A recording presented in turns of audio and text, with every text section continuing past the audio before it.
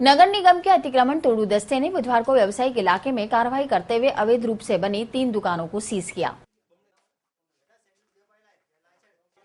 मौके पर दस्ते का विरोध होने के चलते हालांकि एक ही दुकान को सीज किया गया, बाकी 2 दुकानों को 48 घंटे का समय देकर दुकान के निर्माण संबंधी दस्तावेज दिखाने की चेतावनी दी गई। 3 दुकानें थी डिग्गी बाजार की तरफ, स्मार्ट फैशन, हेमा फैशन और कृष्णा गारमेंट्स। तीनों दुकान अवैध रूप से बनी हुई थी। पूर्व में भी करीब 6 माह पूर्व इनको नोटिस जारी किए जा चुके हैं, परंतु इतनी मशक्कत के बाद भी हमने एक दुकान सीज की और सारा व्यापारी संगठन वहां आ गया था। सभी ने अपने आसपास जो भी आपकी दुकानें थी उन्होंने बंद कर दी। हमने हमारे कमिश्नर साहब से भी बात की कि तो यही पुलिस जाब्ता भी ने भी जो हमारे साथ था उन्होंने भी ये कहा कि भी ठीक है साहब, इनको 48 घंटे का टाइम दिया जाए। जानकारी के मुताबिक डिग्गी बाजार इलाके में 3 अवैध दुकानों का निर्माण हुआ, जिन पर नगर निगम के सीओ के निर्देश पर दस्ते ने पुलिस इमदाद के साथ कार्रवाई की। अपने अमले के साथ निगम के अधिकारी अतिक्रमण प्रभारी सत्यनारायण, एएन ओम प्रकाश, जेएन मधुलिका और धर्मेंद्र आनंद जैसे ही कार्रवाई के लिए मौके पर पहुंचे। लोगों में आक्रोश व्याप्त हो गया और उन्होंने विरोध करना शुरू कर दिया।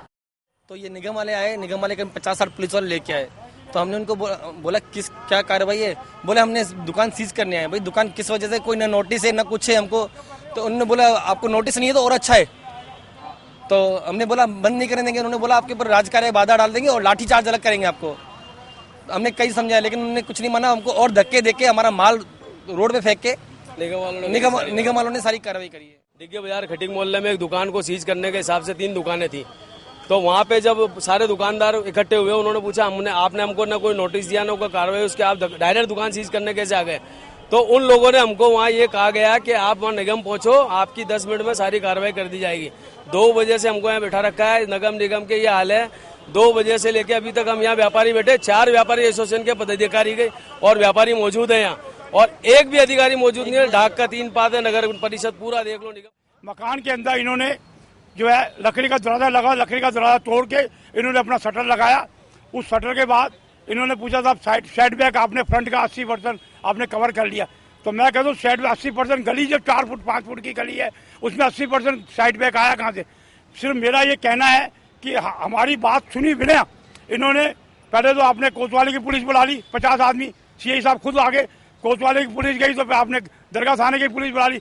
मेरा सिर्फ ये पूछना है आपने हमारा पक्ष तो सुनो, आप हमारा बिना पक्ष सुने आपने ऐसे कार्रवाई की।